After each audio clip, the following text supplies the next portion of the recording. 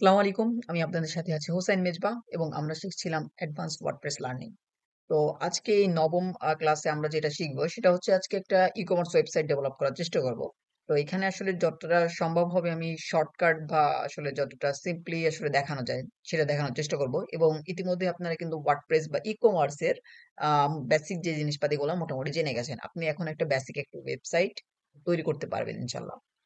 তো আমরা এখন চলে যাচ্ছি। তো আমরা যেটা করব আমাদের ওয়েবসাইটটা দেখতে পাচ্ছেন খুবই সাদামাটা। কোন ধরনের কালারিং বা কোন ধরনের ডিজাইন কিচ্ছু নেই। জাস্ট ওয়েবসাইটের কিছু সেকশন আছে দেখতে পাচ্ছি। একটা প্রোডাক্ট আছে। এই তো আমাদের ই-কমার্স ওয়েবসাইট। তো আজকে আমরা যেটা করব আমরা একটু ফার্স্টে চলে যাচ্ছি প্লাগইনস এ। আমরা একটু প্লাগইনস গুলো দেখিয়ে দিচ্ছি। ইতিমধ্যে আপনারা যদিও দেখেছেন। তারপর আজকে আমরা একটু দেখব যে আসলে কি ধরনের প্লাগইন গুলো আমরা ইউজ করেছিলাম।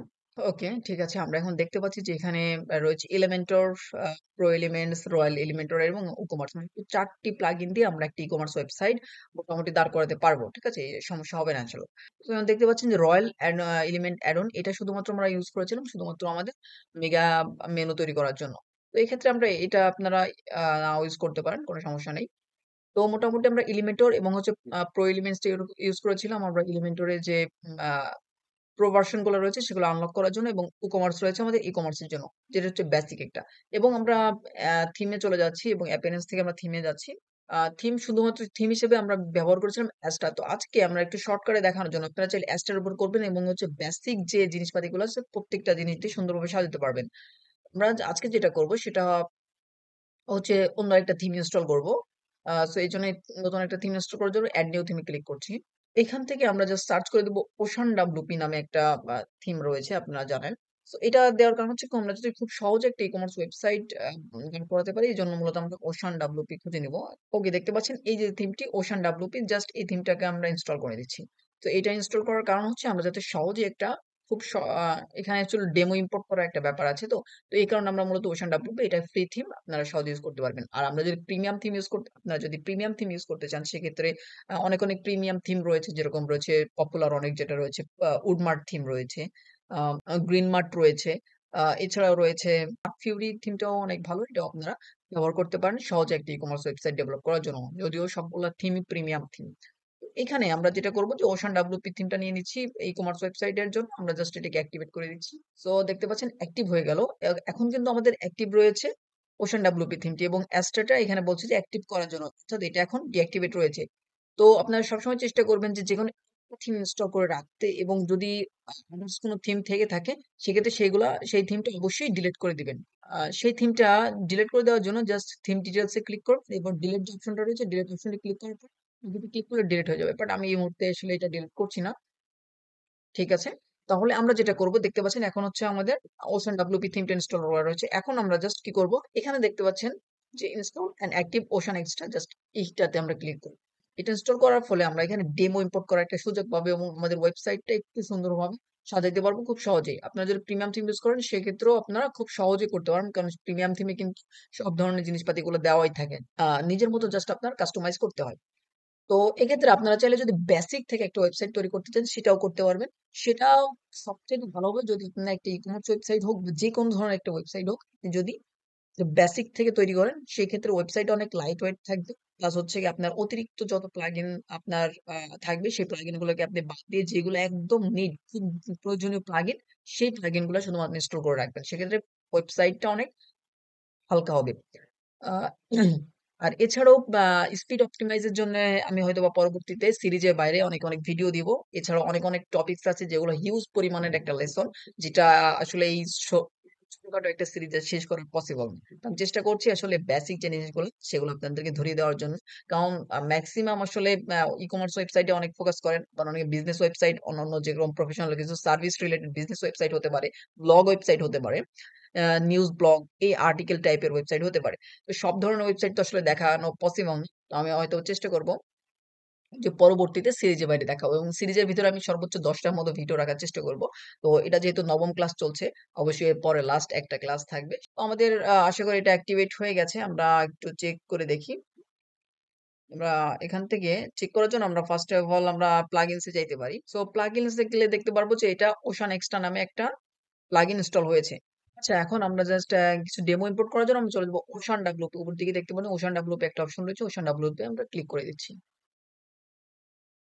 এরপরে দেখতে পাচ্ছেন এখানে রয়েছে thank you for updating, just আমরা এটাকে অ্যাকসেপ্ট করে দিব, স্কিপ করে দিব, এটা আমাদের প্রয়োজন নেই। সো এরপর আমরা ওশান ডাব্লিউপি দেখতে পাচ্ছেন এখানে, এটাও কিন্তু প্রিমিয়াম ভার্সন রয়েছে, বাট আমরা একটা ফ্রি ভার্সনের জন্য একটা ফ্রি ভার্সন আমরা ইনস্টল করব এখান থেকে। তো এই কারণে আমরা ইনস্টল ডেমোস এই অপশনটাতে আমরা ক্লিক করছি। সো ইনস্টল ডেমোতে ক্লিক করলে এখান থেকে কিছু ফ্রি আমরা ডেমো পেয়ে যাব। তো আমি দেখি আসলে কোনটা ইনস্টল করা যায়। আমাদের যেহেতু একটা ই কমার্স ওয়েবসাইট তৈরি করতে চাচ্ছি, সেক্ষেত্রে আমরা একটা ডেমো তৈরি করতে চাই। দেখি এটা এটা এটা বেশ ভালো মনে হচ্ছে। সো আপনারা চাইলে এখান থেকে লাইভ প্রিভিউ করে নিতে পারেন। সো আমি জাস্ট সরাসরি ইম্পোর্টে ক্লিক করছি। সো এইটা ইম্পোর্ট করতে গেলে দেখা যাবে যে এই যে প্লাগইন গুলো, এই প্লাগইন গুলো অবশ্যই ইনস্টল করতে হবে। ঠিক আছে, অবশ্যই ইনস্টল করতে হবে। So get this add on দেখতে পাচ্ছেন, এইটা এগুলো আসলে প্রিমিয়াম জিনিস, এগুলো আমাদের দরকার না, আমরা ফ্রিতেই করবো। তো আমরা এগুলোকে জাস্ট ইনস্টল দিয়ে দিচ্ছি। ওকে, আমরা দেখতে পাচ্ছি যে এখানে প্লাগইন গুলো ইনস্টল এন্ড অ্যাক্টিভ হয়ে গেছে। তো অ্যাক্টিভ হয়ে যাওয়ার পরে নিচের দিকে দেখতে পারবেন go to the next step. তো এই নেক্সট স্টেপে ক্লিক করে দেওয়ার পরে এখানে সবগুলো টিক মার্ক করে দিই, বলছে ইনস্টল দিস ডেমো। জাস্ট একটু অপেক্ষা করতে হবে কিছুক্ষণ। সো দেখতে পাচ্ছেন ওয়েবসাইট ডেমোটা ইম্পোর্ট হয়ে গেছে। তো এরকম ডেমোটা ইম্পোর্ট হয়ে গেলে কমপ্লিট লেখা আসবে যে ডেমো ইম্পোর্টেড। তো এখন জাস্ট দেখতে পাচ্ছেন এখানে লেখা আছে সি দা রেজাল্ট। তো আমরা সি দা রেজাল্টে ক্লিক করলে আমাদের এখন ওয়েবসাইটটা দেখাবে যে ওয়েবসাইটটা আসলে কেমন, কি কি পরিবর্তন হয়েছে। দেখতে পাচ্ছেন এখানে একটা পিকচার ছিল, সেই স্টিকে একটা পিকচার রয়েছে। এখানে কিছু প্রোডাক্ট দেখাচ্ছে, প্রোডাক্টগুলোর প্রাইসও আমরা দেখতে পাচ্ছি। এখানে ওয়েবসাইটটা দেখতে পাচ্ছেন একটা ই কমার্স ওয়েবসাইট, খুব সহজেই কিন্তু এখান থেকে রেডি হয়ে গেছে। এবং আমরা যদি কোনো একটা প্রোডাক্টে ক্লিক করি, এটা আমরা তৈরি করেছিলাম, সেই প্রোডাক্টটা এখানে দেখাচ্ছে। এবং হচ্ছে আমরা যদি সাপোজ এটাতে যদি আমরা ক্লিক করি প্রোডাক্টটা, সো প্রোডাক্টটা আমরা এখন অনেক কিছু এখানে সব ধরনের সবকিছু আমরা কাস্টমাইজ করতে পারবো, এডিট করতে পারবো। বাট আমি চেষ্টা করেছি আসলে সহজভাবে একটা ই কমার্স ওয়েবসাইট কিভাবে দাঁড় করাতে পারেন সেই জিনিসটা দেখানোর জন্য। এবং এছাড়াও আমি যেটা বলেছি আগেই যে আপনি চাইলে এটাকে ফুললি কাস্টমাইজ বা ফুললি স্ক্রাচ থেকে তৈরি করতে পারেন। সেক্ষেত্রে সবচেয়ে বেশি ভালো হবে যদি আপনি স্ক্রাচ থেকে তৈরি করেন। আমরা just একটা প্রোডাক্ট একটু কাট করে দেখি। So, একটা প্রোডাক্ট আমরা একটু কাট করলাম এবং এখানে প্রোডাক্টটা চলে আসছে। তো এখন জাস্ট আমরা এখান থেকে আহ চেক আউটে ক্লিক করছি। আচ্ছা, এখান থেকে আমরা যে ডেমো প্রোডাক্ট, এটা চাইলে আমরা একটু ক্রস করে দিই, এটাকে আমাদের প্রয়োজন নাই। সো এখন জাস্ট একটা প্রোডাক্ট রয়েছে, আমরা জাস্ট প্রসিড টু চেক আউটে চলে যাচ্ছি। ওকে, তো সব ধরনের মোটামুটি সবকিছুই ঠিকঠাক আছে। জাস্ট এখন আমরা এখান থেকে আমাদের নাম অ্যাড্রেস গুলো দিব এবং ঠিক হয়ে যাবে। তবে আমরা এখন একটা জিনিস চেক করবো, যেটা হচ্ছে আমরা গত ভিডিওতেই করেছিলাম। আমরা জাস্ট একটা অ্যাড্রেস দিয়ে দিচ্ছি। সাপোজ এখান থেকে আপনারা যা কিছু দিয়ে দিতে পারেন, বাট ডিস্ট্রিক্টটা ধরেন যে আমি এখান থেকে দিয়ে দিলাম হচ্ছে ঢাকা। সো আমি ঢাকা ডিস্ট্রিক্ট দিয়ে দেওয়ার সাথে সাথে এখানে একটা জিনিস দেখবেন যে শিপিং চার্জ, সেটা হচ্ছে 60 টাকা। এটা কিন্তু আমরা গত ভিডিওতে শিপিং নিয়ে আলোচনা করেছিলাম, তখন কিন্তু আপনারা দেখেছেন যে শিপিং চার্জ গুলো আমরা কিভাবে অ্যাড করতে হবে।